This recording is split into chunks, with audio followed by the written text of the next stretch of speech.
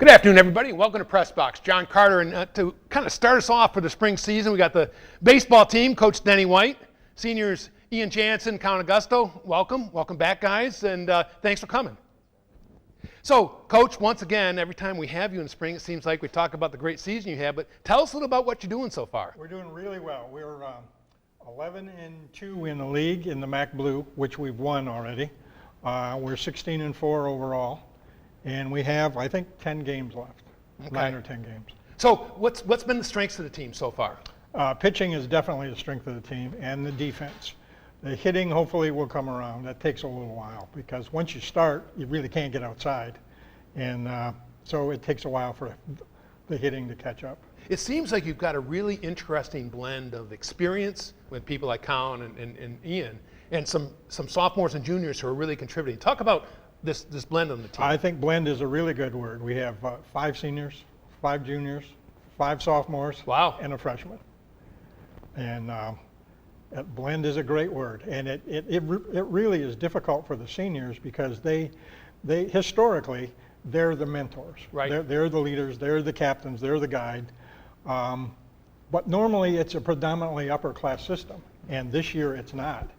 Our starting 10 on a normal league game will start 5 sophomores. Wow. So it's just different. It's different, and they've done exceptionally well because in some cases you're mentoring someone who has taken your place, which is a very difficult thing to continue to be able to do. As a coach, how do you get the experience level up? I mean, it's at Blue, and MAC Blue is tough league, tough conference. How do you get the experience level up for those sophomores to where they're not kind of overwhelmed by the level of competition? Well, this group of sophomores is particularly good. So we started them right from maybe the 3rd game. But we play not just the league games, but we play at least half of our schedule, more than half of our schedule is non-league games. And that's when you get some experience for the people who don't get into the league games. Now, you talk about your pitching a little bit and how good it's been. I've noticed an awful lot of low-scoring games this year. What about the pitching is so strong? They're just good. They move they're actual pitchers as opposed to hard throwers. They actually can pitch as opposed to taking somebody and saying, we need somebody to eat up some innings. We don't have those kind of kids. We actually have pitchers. And it makes it a whole lot easier. So what's been really good about the defense? I mean, I know, again, at the high school level, it's usually a game of mistakes. And if you can minimize those, you tend to have a pretty good season. What about your defense? Basically? Exactly. If you can make the normal play consistently, then you're going to be in most ball games. And then every once in a while, they make an outstanding play. And we've had, I think we could do a highlight show on some of the plays that our infielders and outfielders have made this year. So who's been tough? Who's been the biggest competition you've seen so far this year? We just got beat by Portland High with Brett Wagner as a pitcher. He's very good pitcher.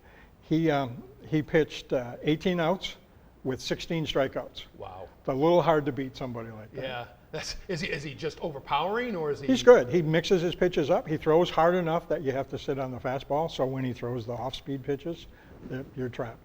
So one of the things I've been curious about in the last couple of years has gone to a pitch count and limits for pitchers each week and each game. How has that impacted your tactics during the game? And have you developed kind of a closer mentality with any of your players? Actually, in the past, because I've been here a few years, we've never had a closer per se. This year is the first time that we've had a closer, and he's a freshman. But the 105 pitches, if I can understand the reason to have a pitch count, because there are coaches who unfortunately abuse the pitcher because they want to win today and their college career is out of my hands, so I don't care. I want to win today. When they made last year, when they made the pitch count 105 pitches, I would have preferred 120 to 125 because we can go. Our top 3 can go 120 to 125 without any difficulty. When they make it 105, it's easy to get 105 with an inning with a couple of hits or a couple of walks. It catches up very quickly, so you have to then develop somebody who's going to come in either short relief or a closer. And like I mentioned, our closer's a freshman, He's had 4 chances. He's 4 for 4. Luke Murkow. So sometimes I know coaches say it's better not to know too much. Yeah, that would be the case. That would be the case. He, if you watch from the dugout, he doesn't appear to be frightened. But if you get up close, there's a little nervousness there. I always thought it's got to be one of the job. toughest jobs in baseball because you come in with the lead by definition, Yep. and you feel like you let the whole team down if you don't hold that lead. Well, the first time, because we had talked to him about being a closer, because he has lots of stuff. And the first game of the season was a non-league game with Lance Cruz. And what we do in the beginning of the year is when Ian pitches, he either pitches 50 pitches or 2 innings, whichever comes first, because you don't want to hurt his arm in the cold. So we went 2, 2, 2, and it's the bottom of the 7th, and we're ahead 1-0, and it's his turn. And the discussion among the coaches was, are you really going to do that? And I said, you have to do that because he's the closer. Right. If you don't use him as a closer, what are you going to do with him? And he came in, and I think he faced 4 hitters and got 3 of them out, and he's been fine since. Well, it's obviously working pretty well. You mentioned the cold. This has been, even for Michigan, a particularly miserable spring.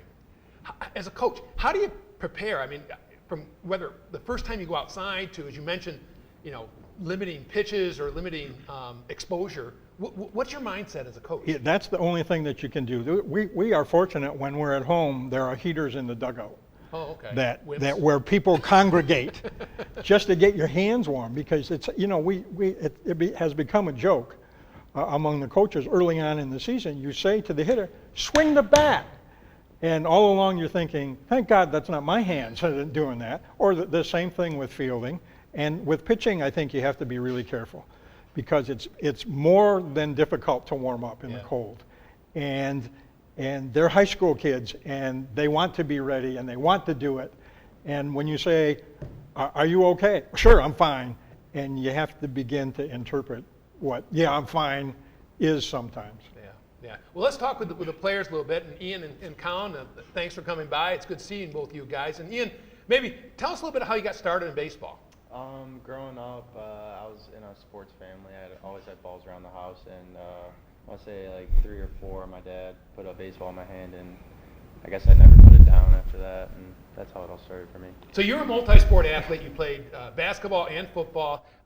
Is there something about baseball that really appeals to you besides not getting hit? I just think ever since I was younger, it was what I was best at, and I found the most interest. It's probably one of the only games I can sit down and watch on TV.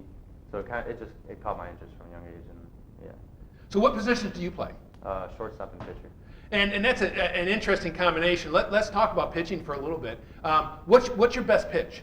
Definitely my slider. All right. Yeah, it's my favorite pitch. How did you develop that? That's not usually one of the pitches that you think younger people have. Actually, growing up, like curveballs were kind of forbidden in like Little League and stuff, and I learned how to throw a slider to the point where I don't flick anything. So it was kind of like a little cheat code for me when I was younger. It's almost like a cut fastball then Yeah, instead that's of basically what it is, and yeah, it turned out to be my best strikeout pitch. So one of the things I've always thought, and there's that new player Altani now on the Angels, that people who both hit and pitch during the season, it's a very, I think, difficult thing to pull off. As a pitcher, how do you approach being a hitter during a game as well? Does it help you, hurt you? Honestly, I think it's difficult. It's one of the most things I struggle with is being able to go out and pitch and then coming back in and refocus. Maybe you had a rough inning or something. It's kind of hard to refocus, but you got to take deep breaths and get it done. And yeah. Okay, good. So Colin, same question. How did you get started playing baseball? My cousins mentored me, Okay. and I just grew up loving the game. What position do you play? I play center field. Okay, kind of the interestingly, the quarterback of the outfield. And I was going to ask you, you're the quarterback of football, another multi-sport athlete, which little kind of advertisement here. I think there's been an awful lot of things written about how important it is playing multiple sports, especially in high school, and you guys are a great embodiment of that. And Coach, I know you support with playing, coaching football, baseball, announcing basketball, so I think that's something to really be applauded, and I'm glad to see you guys have done it. But I just thought it'd be interesting to talk about your approach as a quarterback of the football team. Literally, every offensive play goes through you. But in the outfield, you're still obviously very important to the game. But it's got to be a little bit more difficult to stay as involved in it. How did you approach that? Communication. Okay. It always keeps us alert. Me and we throw an imaginary ball around every time we get an out in the outfield. Okay. And I have to be a leader in football, and I also have to be a leader in the outfield. So Okay. I Now, try to- do you watch the pitcher and catcher to kind of get an idea what they're throwing? How does that impact your positioning? Well, coach will make adjustments, or if I think I have the green light to make adjustments too, move Okay. around. What's the most difficult thing about being a center fielder? What plays the hardest? If the ball's hit right at you, it's hard to make a adjustment of how far you have to go back or go in. That line drive hitting right at you that's kind of moving around. So what position or what place do you hit in the batting order? I hit 3 in the batting order. Okay, which is kind of like the key position. I've always wondered with hitters, especially good ones, and obviously you are as a 3 guy, what pitcher's more difficult for you, a junk baller or someone who throws real gas? Left-handed pitchers, because sometimes they hide the ball well. So that's what I struggle with. Even though, I mean, you're right-handed, right? Yep. Correct? And the ball's coming into you, you still have, and do you see many left-handers in high school? Is that another issue? You just don't see a lot of them? We don't see as many. Okay, interesting. All right, so I guess one of the other questions I had is Coach was talking about the blend on the team and obviously a bunch of young players contributing. From you guys as kind of the senior leaders, I mean, how has that worked out? How have you helped some of the younger players, Ian? Actually, they kind of help us too. We learn new things from them every day. You just gotta try and lead by example. They're a pretty good group, so you don't really want to mess with them too much because they know what they're doing. Okay. So it's kind of if you see something that's not right, you'll let them know, but you just let them do their things. They know what to do. Colin, one of the things that I think is always difficult for spring athletes, especially spring senior athletes, is the fact that you guys are probably done school, next week? Yes. So how do you combat that kind of senioritis where you kind of get out of your routine, you're not going to school, all you got is baseball practice or a baseball game at the end of the day? Is that something that, or how have you dealt with that, or how will you deal with that next week? It's probably going to be a benefit for us because we're going to be able to get in there and hit early or Okay. hit more often. Yeah, I think it will benefit us because our focus will be solely on baseball at that point, and that's kind of what we want it to be. Sure. School. So yeah.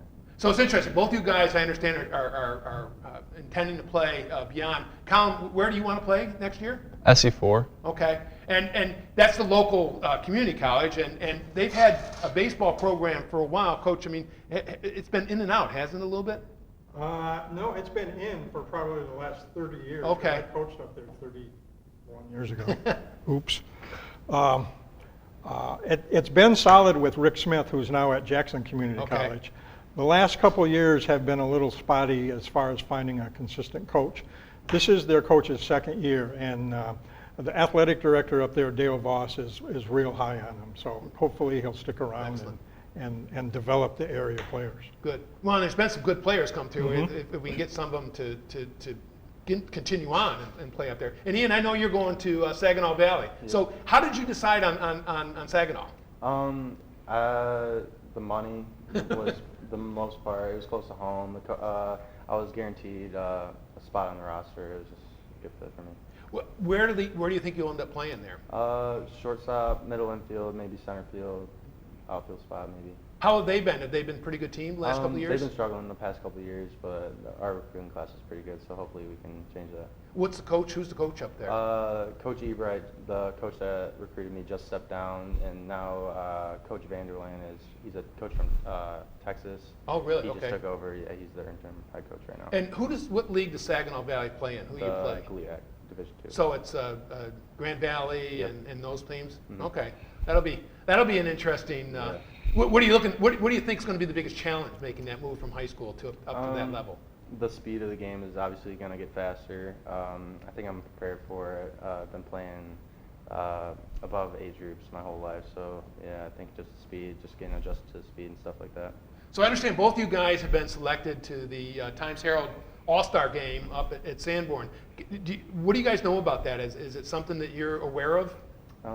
Yeah, I've watched the game a couple times before. It's a fun time. Get to see all your buddies from other schools and stuff like that. Compete against them. It should be a good time. Who else is involved? What other schools, Colin, do you know that's involved in that? Just local teams. Okay. And coach, is it coached by local coaches, or how does that work? Yeah, it is coached by local coaches. Me. Really? In this case, I haven't told them.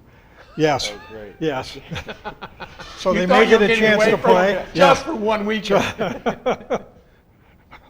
So it's quite an honor, right? I mean, that's It is. basically It the absolutely is. all-area team that That's goes up invitation only. Yep. there. Okay, excellent, excellent. So back to you, Coach, and you know, not done with the regular season. I've always wondered, as a coach, how do you set up that time from when you complete your league games, which I think is this week, correct? It is. And the districts aren't for a couple weeks. Yeah, 2 What's your philosophy about that time between those two places? But we, at the end of this week, now we'll play a doubleheader on Saturday. And then we don't play our next game till the following Thursday. So don't tell them, but we'll take Monday off. And then, So you don't tell the rest of the players. You guys then we'll know. come back. We play what's now called the Blue Water Classic, where Port Huron Northern and Port Huron High and us in Richmond host 4 teams from outside the area.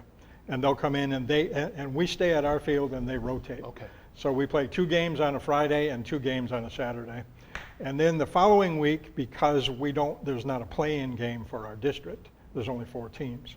Really? Okay. We'll play Yale on Tuesday, just Okay. to keep some competition. How do you manage? I mean, there's, I guess, a fine line. It's like if you clinch your division too quickly and you don't have to play until, or your series too quickly in 4, you don't play, and another team's got a 7-game series, you might have a good amount of time off. How do you manage that kind of fine line between giving people rest and rejuvenating arms and yet keeping them ready? It really becomes more of an art than really something that you can plan out. You have to kind of play it by ear. We have 2 teams, a red team and a blue team, that play one another during the year. And things get pretty heated. Okay. And we adjust the competition to this time we start with runners on second and third, and you start with 2 strikes. Or this time we play it straight up. So we try and keep it like that and make it a learning situation, such as after 1 out, every hit has to go to the opposite field. Okay. It has been fun, and particularly this year, because the teams seem to be quite competitive. And I don't know what it is, whether we played 3 or 2, but it was tied. Are you ahead or behind? Yeah, Red's ahead, I think. Okay, Red's ahead. See, According to him. and it helps not to know which team is which. So from your guys' perspective as players, again, it's kind of a long time between, I'm not going to call them games that don't count, but you got your league done and then districts. I mean, from your perspective, Ian, what are you trying to accomplish during that period? Well, during that period, we see really good pitching. The teams we play are really good. So we just try and get better, get our bats going that time. Something like that. Colin, do you know some of the teams you'll play at districts? I mean, you guys have played Marysville right there in the league. Who are the other teams? Is it Marine City? Algonac. No. Algonac and Marine City. Have you guys played Marine City this year? No. Okay. I haven't played Algonac either. All right. So do you know much about these other teams in the districts, or do you even think about the teams you're playing that much? We're just going to have to prepare for them. Okay. Yeah, we're gonna go and watch them tonight. I think they play down at Algonac, so I think we're gonna watch Algonac. That's tonight. Algonac Richmond tonight. Okay. From a coach's perspective, do you scout a lot these teams coming up, or? We'll send someone, like the kids will go, but we'll also send someone. Historically, what we've concentrated on is more what do we do as opposed to what do they do, unless they do something tricky. Like, it's not like football where you have to watch down and distance and this is Sure. what they do. That you just look and say, is the pitcher good? Does he throw hard? Is he a junk baller? Do they bunt a lot? Do they run? So you mentioned, and kind of an odd district. I don't remember the last time it was only 4 teams in the district we played in, and that means it's all a Saturday, correct? It One is. day. It's all Saturday. This state, in its infinite wisdom that we will never understand, we seem to go 2 years with 4 teams, and then they rotate Richmond back in. And there'll be 5 teams for 2 years, and then Richmond rotates back out. There's probably some logic to that, but they don't let me in on that. So. Yeah. And it's just, I mean, I just look at the districts for like football or basketball. They're quite different. They are different, yes. Do you prefer a bigger district or a smaller one like this? It doesn't matter. Okay. We just want to play. We want to compete. All right. Well, listen, guys, thanks again for coming in. Great season so far. I know you've got very important goals you want to accomplish yet, and I'll say congratulations on the blue title. That's another tremendous feather in the cap, and great luck in the districts and beyond. Thank you. All right, this is John Carter saying goodbye. We've really enjoyed having you, and we'll see you again on Press Box soon. Good night, everybody.